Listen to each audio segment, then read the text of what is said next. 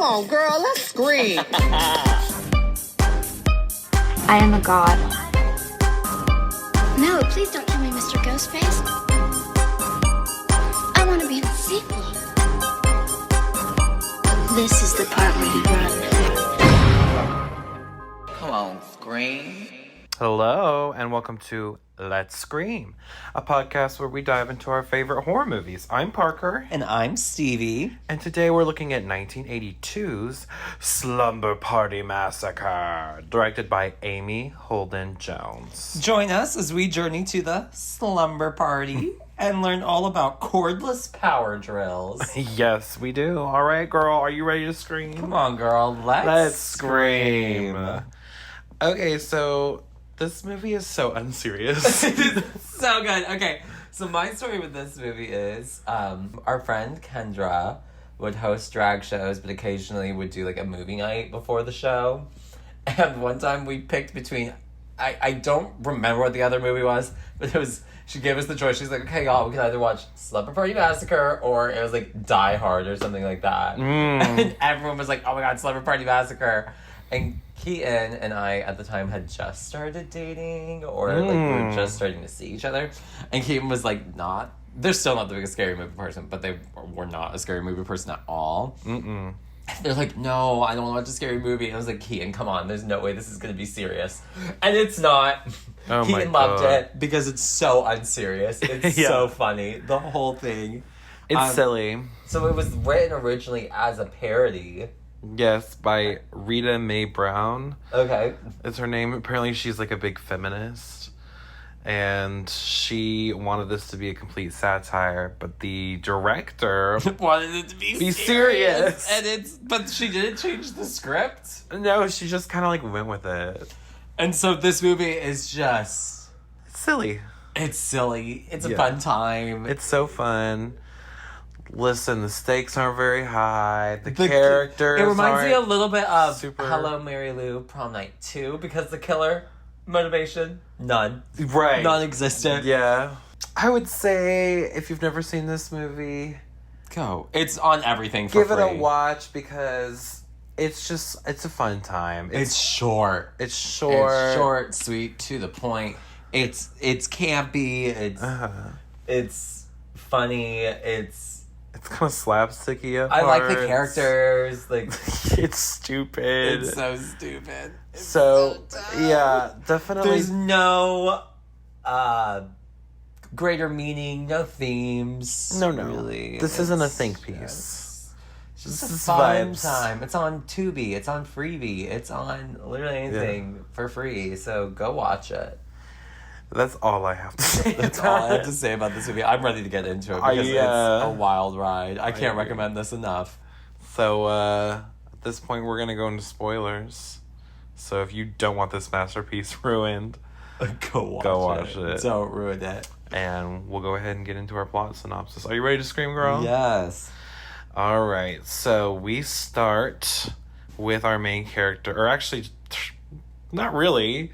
This is Trish. She's not really our main character, I guess. Yeah. She kind of is.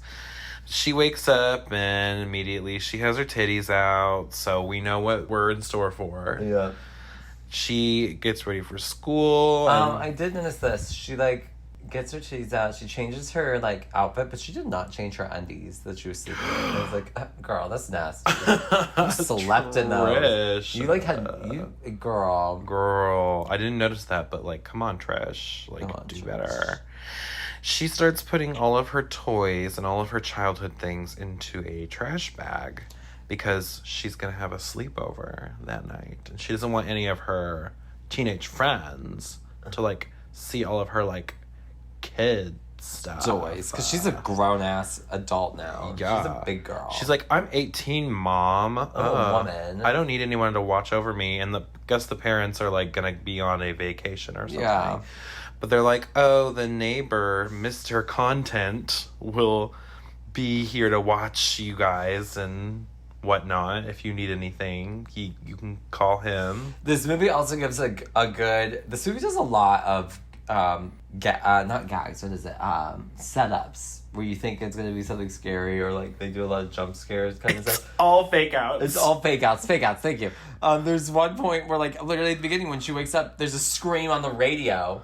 And it's this girl being like, oh my god, will I win? Yeah, it's And literally fake out the movie. But while she was going out, after she, like, left, we do hear on the radio that a serial killer who killed, like, 6 people or something years ago has escaped What's from his prison. name? Russ Thorne? Russ Thorne, I believe. I think in my notes I just referred to him as the killer. Russ Thorne. Yeah, he's just the drill bit guy. And she puts the trash bag out on her lawn, like next to the dumpster. And someone takes the Barbie. While she's walking away. Okay, then we meet these 2 dweebs. And they are checking out the mechanic, the female mechanic, which, woman power. Yeah, you can see where the feminist screenplay writer, still had some of her influence in the script. Because a lot of the, like, characters are female. Like, I'm pretty sure later there's, like, another... Most of all the survivors are female. Mechanic. Spoiler. Yeah. So, pretty cool to see a woman in the 80s have a job that wasn't, like, secretary or something like that. She's, like, a mechanic, so... And the guy is, like... One of the guys is, like, flirting with her, trying to get her with him. Have you ever considered going out with a younger guy? Ew. Yeah. Ew. No, I don't want to go to prison. Thank you. Yeah.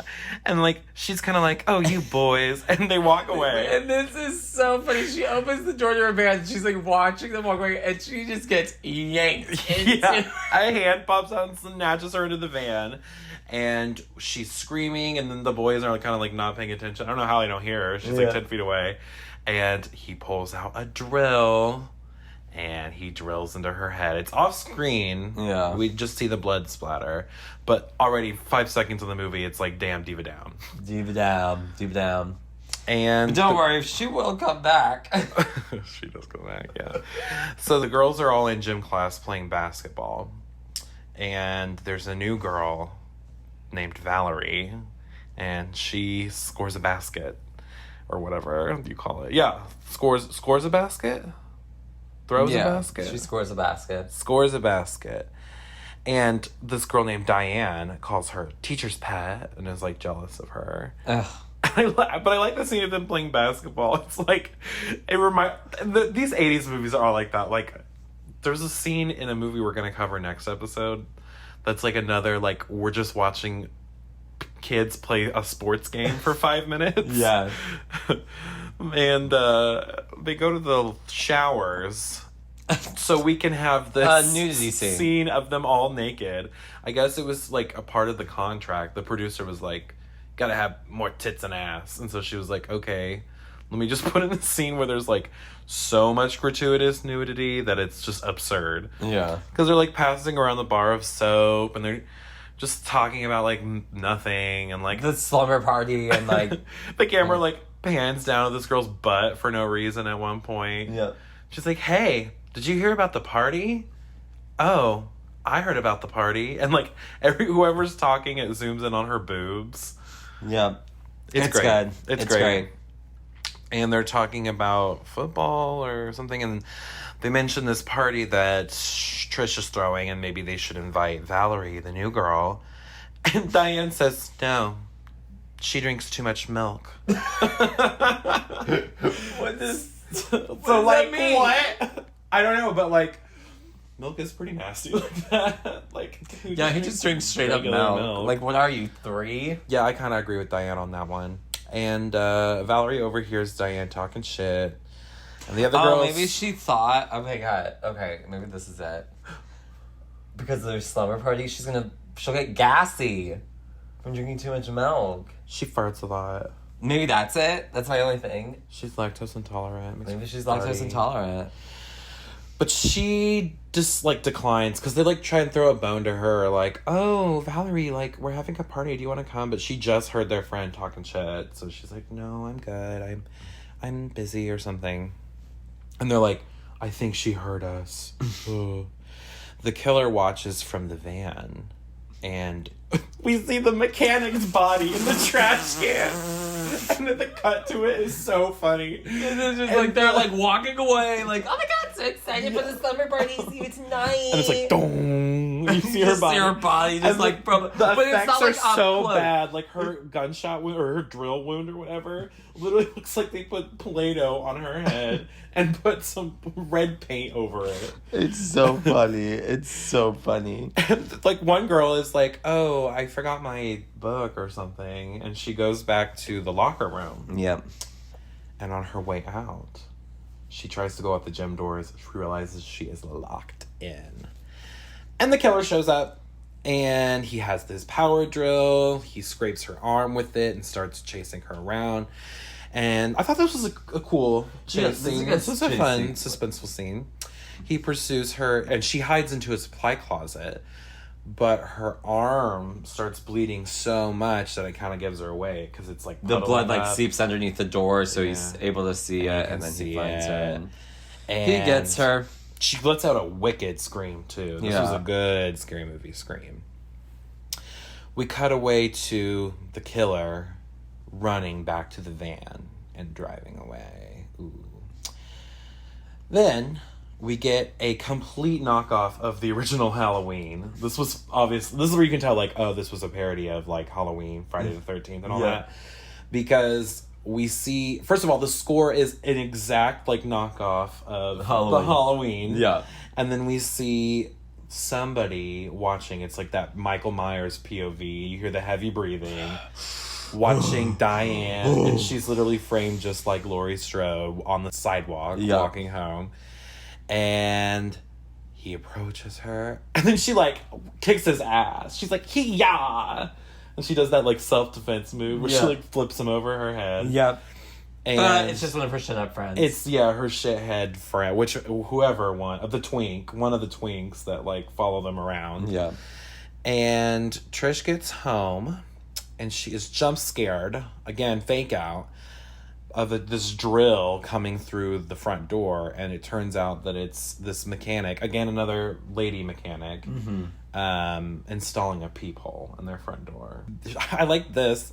She's making a call. I think she's inviting the girls over or something. But she's got those little wind-up feet shoes mechanism thing. And bring those back. Those were fun. Where they, like, walk on their own? Yeah, they, walk on their own. I thought that was cute. And she notices the front door is open. She gets up and closes it. And then she starts playing the piano. And then we hear footsteps, jump scare, but it's Mr. Content. Just checking in on her. Neighbor with, what's his discerning feature? Like, kind of coconut haircut?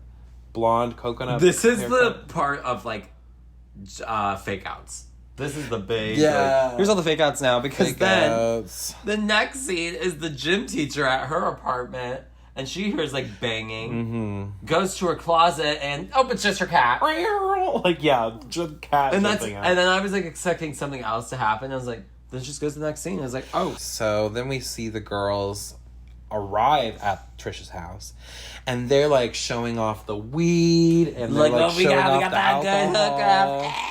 Maui Wowie, they call it Maui Wowie, and they don't Mr. realize Content Mr. Content's still in the house, and Trisha's all like, no, like keep it on the down low, and he comes out, and they think they've been busted, but then he's all like, I'm not gonna tell as long as you guys keep it safe. Yeah. So he's like he's a cool neighbor. I guess. I don't know. He kind of gave me creepy vibes. I know, he did me too. I was like, what the fuck is your deal, Mr. Content? And Valerie is at home. The new girl, Miss Valerie. She is hanging out with her little sister. They make Kool-Aid. The little sister is my favorite character in the movie. She's amazing. Courtney. Courtney. She is this horny little 13-year-old girl. She wants Played to be by a grown-up 22-year-old. So yeah, well, that's the thing, is all of this whole cast are like in their 30s. It's so good. And they get a call, and we see the little sister gets a call from a guy. Ooh.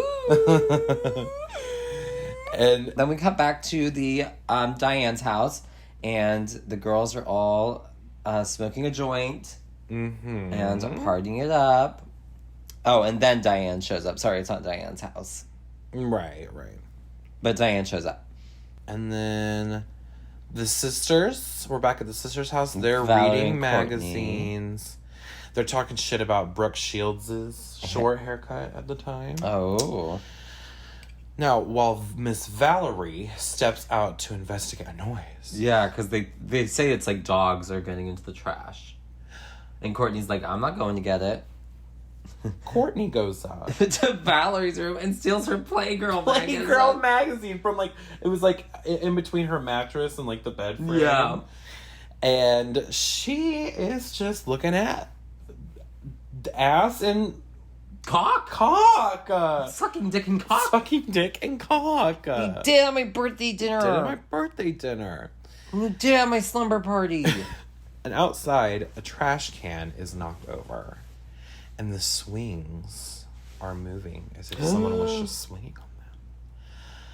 Then we see those two little boys. They are spying on the girls through the window while they change all simultaneously. Yep.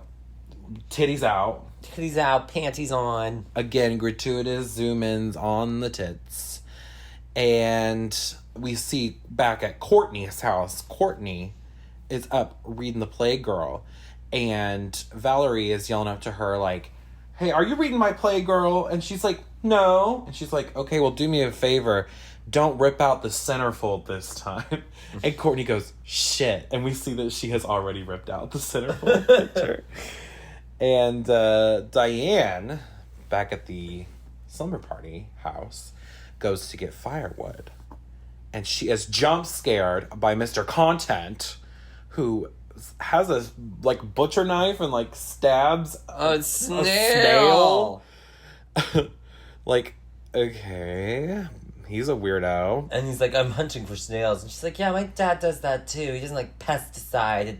It's not natural. Yeah. Bye-bye. And then she just leaves. And then the killer pops up and drills Mr. Content through the head. Content. Yeah. Mr. Content, sorry. Damn, R.I.P. Inside, the girls are talking horoscopes for a while. We got like a 3-minute conversation of them being like, oh, what's your sign? Oh, what's your sign? And then Trish gets scared because she opens up the window and her Barbie is taped to the window. All creepy. The sisters are back teasing each other.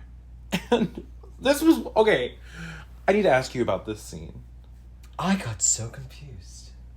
Valerie says, oh yeah, well, you're the one who was beating off boys in the 5th grade. To Courtney. Yeah. I got confused by this too because then she said, nah, and then she's later, like, it's like, hey, were you serious about what you said there? And Valerie's like, no, I made that up. And she's like, no, you didn't. So I'm so confused. I feel like Courtney did do it. Courtney did beat off boys in the I think she did. I think she's a little perv.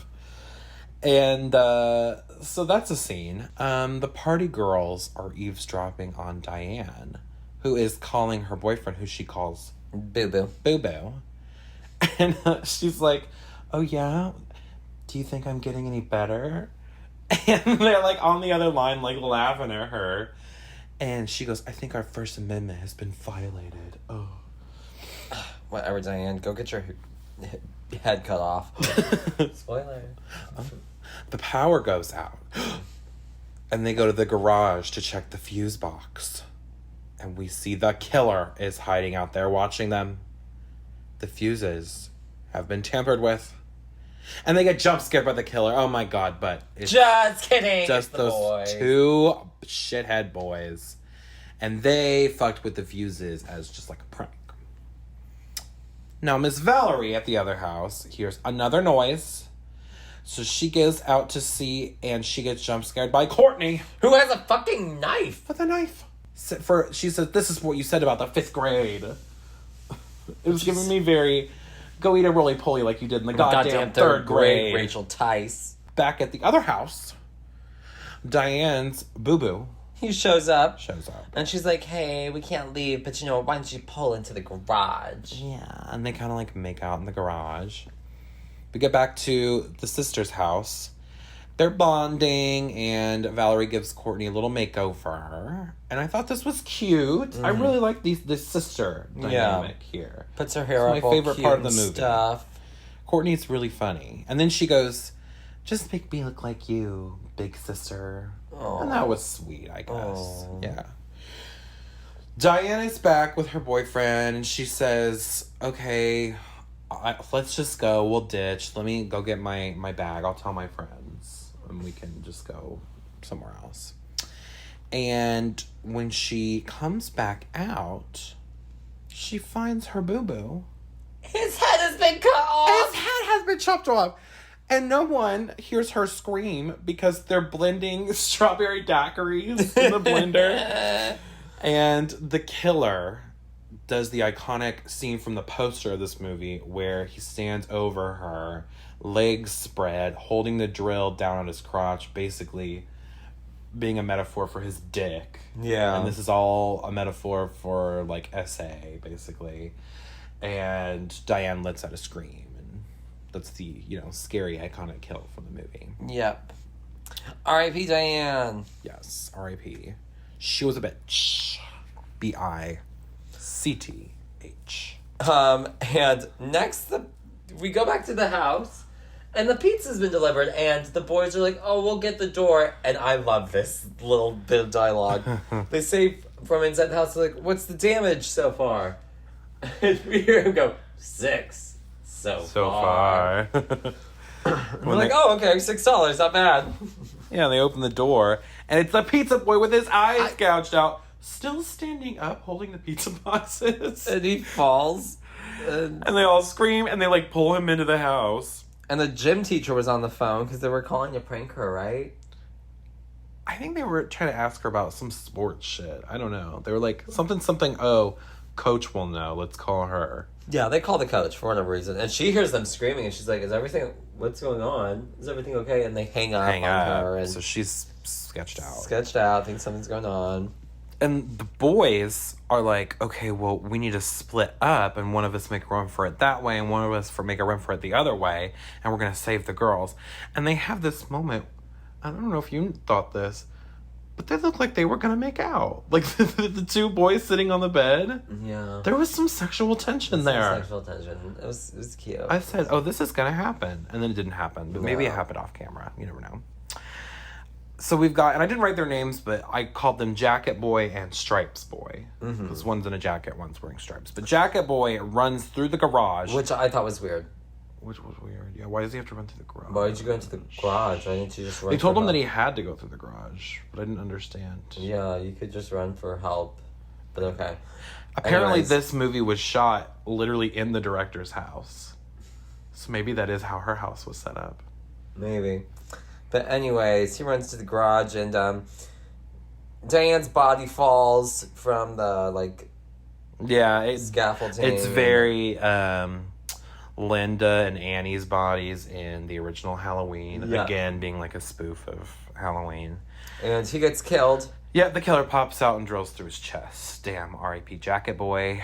Stripes Boy runs to Valerie's house. And Valerie is watching a movie too loud. Courtney, who knows where the fuck she's at, he's banging on the door like, Valerie, let me in, help me, help, we need help. And there's, whoever is in this movie is screaming, and the screams from the movie outdrone his screams as he's getting, tackled. And he gets stabbed to death with his own knife by the killer. Yeah. Valerie does, at one point open the door and, look out. And, they're on the ground. She doesn't see them. Yeah. It's, just the worst timing ever.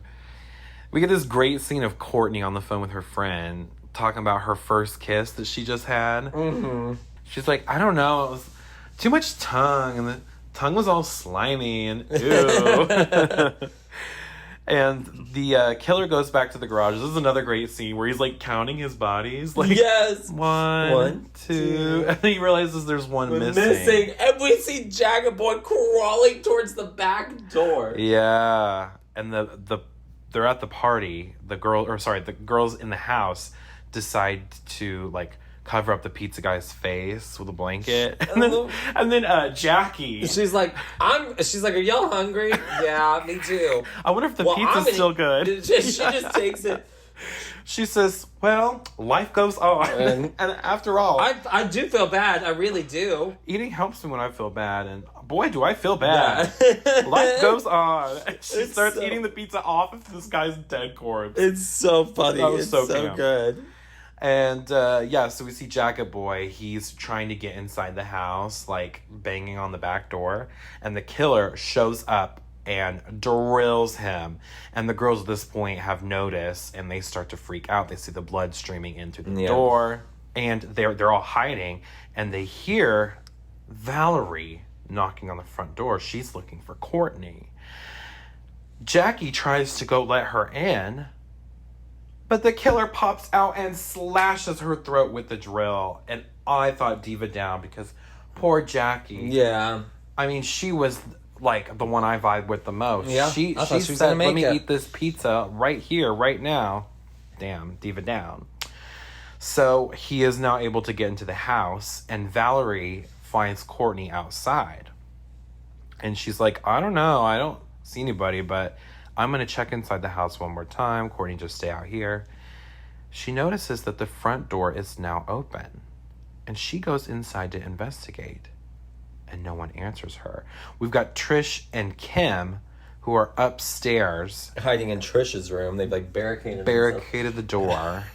And they decide not to respond because they're like, well, Jackie went and responded last time, and she got her throat slashed, so let's just not say anything. We don't know. And Val leaves, and while they're hiding upstairs, being the two dumb bitches saying exactly to each other, not even paying attention. This is one of the funniest parts. The killer crawls in through the open window. And I remember watching this when the first time I watched this, where, like, you know, there's an audience, and I remember just saying out loud, I go, aren't they on the second floor? Yeah, how did he get up to the top, first of all? And everyone was and like, also, wait! Why didn't they shut the door or lock the door? Like, what the fuck? They spent all the time barricading the fucking door. Or, the window. Why didn't they, like, lock the window? It's just so funny. And he attacks them, but they knock him out with a baseball bat. But then he gets up. And he stabs Kim. And Kim was the girl with the bangs. Yeah. She had the bangs. That was her character trait. That was her They were like, you're going to have bangs. And she said, say no more. Say no more. I have bangs. There's a creepy scene of the killer kind of admiring himself with the blood covering his face. And he's like, that's for me. Yeah, like Trish has escaped at this point. Yeah. And Courtney jump scares Valerie again. And I wrote, girl, time and place. She has jump scared her now about 8 million times. I'm sick of it. And they decide that they're just going to lock up the place and leave. Oh, this is a funny scene where, like, Courtney keeps opening the fridge, and they don't realize, like, Courtney's, or not, like, Kim's body. Kim's body. And I love the door squeak, like, and, like, her body kind of, like, falls out. But they're, like, not facing her. Yeah. So they just don't notice it. And Courtney finally goes back because she decides that she's going to go steal a beer. And she screams as she sees Kim's body rolling out. So now the jig is up and they have to go hide. And the killer just yeets the pizza guy's body into the basement where Valerie has hidden. Yep. Then the killer goes and takes a nap on the floor. Yeah. Well, Courtney's hiding under the couch. And then the gym coach shows up. Yeah. And she the killer put a blanket over himself. And she's like, hello, is anyone here? And she sees the killer, like, underneath the cover. She thinks it's one of the girls, like, sleeping. So she goes to, like, uncover it. And it's such a scary, like, you know it's going to happen. But it's still so creepy because his eyes are, like, open. Yeah. And we didn't really describe the killer. I just realized he's just a guy. He's just a dude. He's just a random dude. Yeah. No mask. No facial deformity. Yeah. Just a man.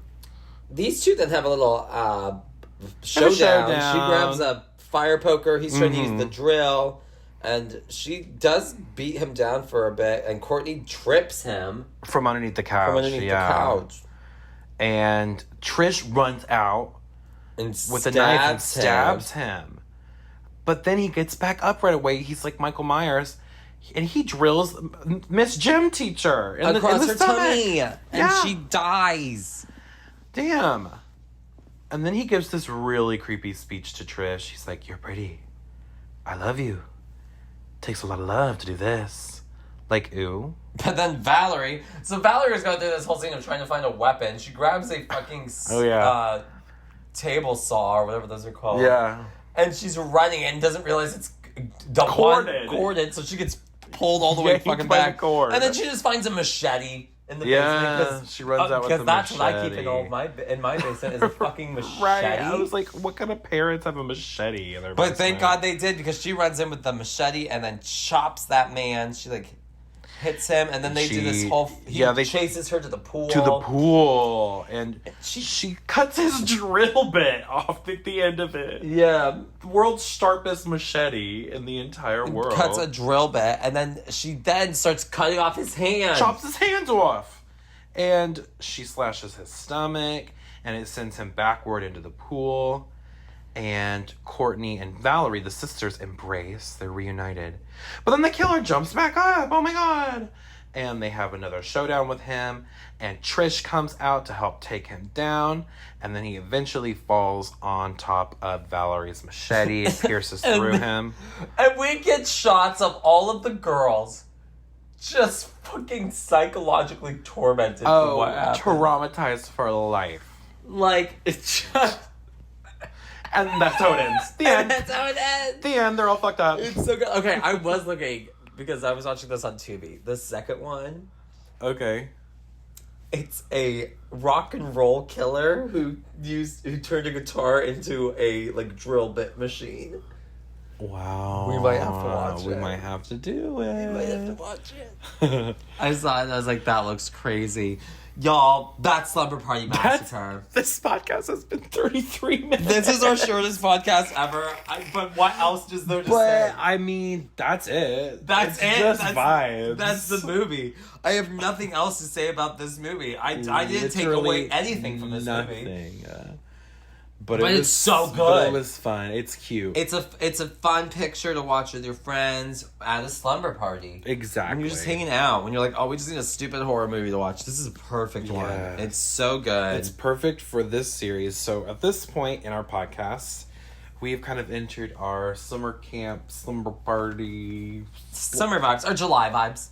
July. This is what July should feel like. That's how July should feel. So for the next couple weeks, we're going to be doing some summer-inspired, slumber party-esque summer camp. Yeah. Movies. Next week. Oh, I'm excited. Oh, am I excited? Do you want to say what it is? We're doing Sleepaway Camp. You won't be coming home. I love Sleepaway Camp and Sleepaway Camp 2. Sleepaway Camp and Sleepaway Camp 2 are some of my all-time favorite horror movies. So I am very excited. We might have a special guest or two. We will see. But stay tuned. And that's all I got. That's all I got to say about this one. Y'all, please go watch it. Please. Yeah. Please. It's a short little movie. The reason we didn't have much to say is because it's also short. It's like a 70-minute movie. Yeah. It's like barely a movie. It's actually, I think it's the perfect length for a movie. Yeah. It's vibes, for sure. All right, everyone. Well, we hope you had a wonderful time with us at the Slumber Party. Yes, learning all about cordless drills. Yeah, we were talking about that, but the battery on that drill, the longest everlasting, ever fucking lasting. Damn. But please remember to follow the pod. We are now on TikTok. Hey, give us a follow on the TikTok. We are at Let's Scream Pod on all social media platforms: Instagram, YouTube, Spotify, and TikTok. And please leave a glowing review. It really helps us. So we're trying to get this channel monetized, and we have to have a certain amount of followers on Spotify in particular. So if you are not following us on Spotify yet, please do. It really helps us out, and especially when you leave a review. That's how we're able to get seen by more people. You can also send us movie requests for future episodes. You can follow me at Parker_Will_C on Instagram. And you can follow me at Stevie Nash 95 on Instagram. And until next time, this has been Let's Scream. Bye.